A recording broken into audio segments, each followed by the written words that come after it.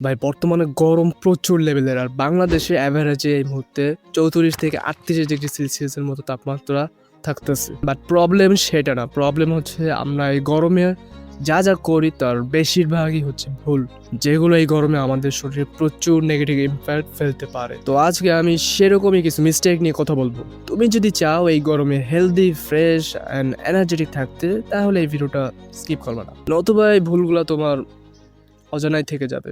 তো আমরা চলে যাই মিস্টেক নাম্বার 1-এ, আর সেটা হচ্ছে ড্রিঙ্কিং কোল্ড ওয়াটার। প্রচন্ড গরমে বাইরে থেকে এসে আমরা ঠান্ডা পানি অথবা কোল্ড ড্রিঙ্কস পান করি।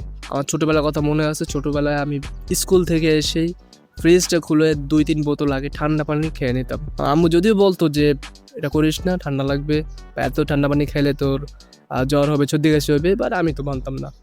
বাট রেজাল্টটা ওইটাই দেখতাম। এখন ঠান্ডা পানি খেলে সর্দি কাশি হয় কি না এটা জানার আগে আগে আমরা জেনে নিই যে গরমে ঠান্ডা পানি খেলে কি গরম কম লাগে কিনা। বেসিক্যালি আমাদের ব্রেনে একটা থার্মোস্ট্যাট আছে, যেটা হচ্ছে হাইপোথ্যালামাস। ঠান্ডা পানি খেলে আমাদের ব্রেন সিগন্যাল পায় যে বডিতে খুব তাড়াতাড়ি টেম্পারেচার কমে যাচ্ছে, তখন সে এটাকে থ্রেট হিসেবে মনে করে। তখন বডিকে প্রোটেক্ট করতে সে ইন্টারনাল টেম্পারেচার আরও বাড়িয়ে দেয়, ফলে ঠান্ডা পানি খাওয়ার কিছুক্ষণ পরে আরও গরম লাগা শুরু করে। এবার আসি যে ঠান্ডা পানি খেলে জ্বর, সর্দি কাশি এগুলো হতে পারে কিনা।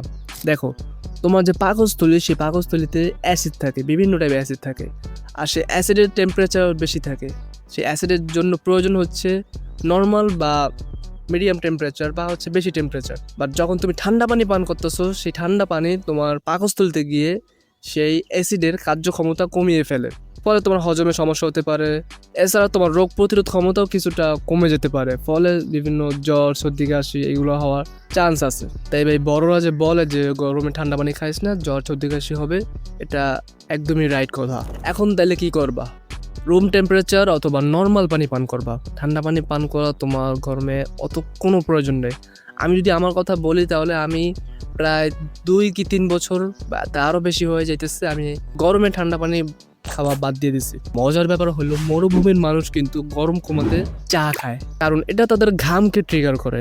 ফলে ঘাম যখন বাতাসে শুকায়, তখন ন্যাচারালি বডি কিন্তু ঠান্ডা হয়ে যায়। সো ভাই, প্রচুর গরমেও যারা চা খায় তাদেরকে লিটারালি সাইকো বলবা না। অবশ্য বাংলাদেশের জন্য এটা একটু কঠিন, কারণ হচ্ছে আমাদের বাতাসে জলীয় বাষ্পের পরিমাণ এত বেশি যে ঘাম শুকিয়ে আর জায়গা পাওয়া যায় না। তবে তাহলে মরুভূমিতে, সেখানে বাতাস শুষ্ক থাকে, ফলে 50 ডিগ্রি সেলসিয়াস তাপমাত্রা হলেও অত ঘাম হয় না। এবার হচ্ছে মিস্টেক নাম্বার 2, সেটা হচ্ছে টেকিং কোল্ড শাওয়ার। অনেকেই ভাবে যে ঠান্ডা পানি দিয়ে গোসল করলে শরীর ঠান্ডা হবে, বাট ঘটে অ্যাকচুয়ালি এর উল্টাটা।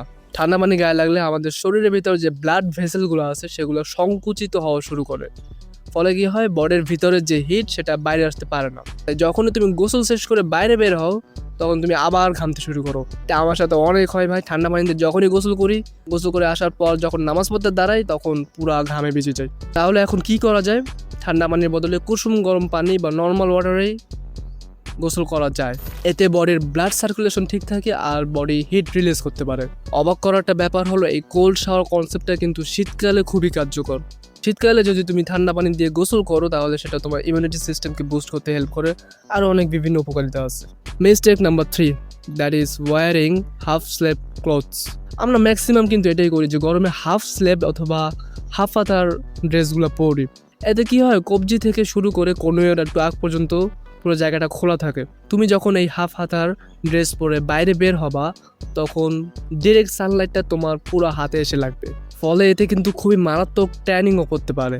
মেইনলি তোমার উচিত বাইরে নামলে পুরো ফুল বডিকে সূর্যের আলো থেকে প্রোটেক্ট করা। এজন্য আমি বলবো ফুল স্লেভ বা ফুল হাতার শার্ট অথবা টি শার্ট পরাই সবচেয়ে বেটার। হ্যাঁ, ড্রেসটা অবশ্যই কটনের হতে হবে, কারণ সেটা তোমার ভিতরে গরমকে বাইরে রিলিজ করে। আর একটা জিনিস তুমি ইউজ করতে পারো, যেটাকে নর্মালি চুস বলে, মেবি এটাই হবে। আর তুমি দেখবে খেলোয়াড়রা এটা বেশি ইউজ করে, সেটা হচ্ছে 2টা হাতা টাইপের, যেগুলো আর কি হাতে বেসিক্যালি পরে খেলোয়াড়রা যখন খেলে। তো তুমি এইটাও ইউজ করতে পারো, এটা তোমার হাতকে পুরো প্রোটেক্ট রাখবে। তুমি হাফাতার শার্ট পরে বা হাফাতার টি শার্ট পরে তুমি এটা ইউজ করতে পারো, সেটা তোমার হাতকে প্রোটেক্ট করবে ট্যানিং হতে। 4 নাম্বার মিস্টেক হচ্ছে সানস্ক্রিন ইউজ না করা। এটা অবশ্য একটা কন্ট্রোভার্সিয়াল পয়েন্ট। অনেক ছেলেরা ভাবে যে সানস্ক্রিন এগুলো সব মেয়েদের জিনিস, এগুলো মেয়েরা লাগায়। যেসব ছেলে এই সানস্ক্রিন লাগায় সে কোনো পুরুষের ভিতরই পড়ে না, হ্যান ত্যান হাবিজাবি আর অনেক কথা। দেখো ভাই, আমি তোমাকে বলতেছি এইসব ফালতু কথায় কখনোই কান দেবে না। সানস্ক্রিনের কাজ হচ্ছে তোমার স্কিনকে সূর্যের ইউভি রশ্মি প্লাস আরও বিভিন্ন ধরনের ক্ষতিকর লাইট থেকে প্রোটেক্ট করা, ব্যাস এতটুকুই। তো এইটা কিভাবে শুধু মেয়েদের জিনিস, মানে মেয়েদের লাগানোর কসমেটিক্স, এইটা কিভাবে, মানে কি আমি বুঝলাম না। মানে এইসব ছেলেদের কোনো কমন সেন্সই নেই, এরা কী দিয়ে কী বলতেছে তাদের কোনো আইডিয়াই নেই। তারা ভাবতেছে যে তারা মানে অনেক শক্তিশালী কোনো পুরুষ, মহাপুরুষ তারা, আর তারা তো কি সেটা তো আমরা জানি। যাই হোক, সেটা বিষয় না। বিষয় হচ্ছে সানস্ক্রিন ইউজ কেন করতে হবে। ওই যে বললাম, সূর্যের আলোতে বিভিন্ন ধরনের ক্ষতিকর উপকরণ থাকে যেগুলো তোমার স্কিনকে ডে বাই ডে ক্ষতি করে। এই ছবিটা দেখতে পারো, এটা একজন বাস ড্রাইভারের ছবি। এই ছবিতে তুমি স্পষ্ট দেখবা যে তার এক সাইডে যেখানে সূর্যের আলো লাগছে সব সময়, সেখানে পুরো মনে হয় যেন বয়স আরো বেশি হয়ে গেছে, আর বাকি সাইডটা ঠিক আছে। তো আশা করি বুঝতেই পারতেছো ডিরেক্ট সানলাইট তোমার স্কিনকে কতটা ড্যামেজ করতে পারে। তাই ভাই সানস্ক্রিন অবশ্যই ইউজ করো। বিশেষ করে যারা বাইরে অনেকক্ষণ থাকো, প্লাস হচ্ছে যারা খেলাধুলা করো, তাদের তো মাস্ট ভাই, তারা সানস্ক্রিন ছাড়া বেরই হইও না। তুমি ইউটিউবে রিসার্চ করতে পারো বা আরও বিভিন্ন জায়গায় রিসার্চ করতে পারো যে কোন সানস্ক্রিন তোমার জন্য বেটার। ভাই আমার যদি বেসিক্যালি একটা আইডিয়া নেই, তাই আমি বলতে পারতেছি না। আর তুমি ইউটিউবে খোঁজ করো, তুমি অনেক ভালো ভালো সানস্ক্রিনের সাজেশন পাবা। তো ভাই আজকের ভিডিওটা এই পর্যন্তই। Let me no in the comment যে তুমি আরও কী কী প্রবলেম ফেস করতেছো।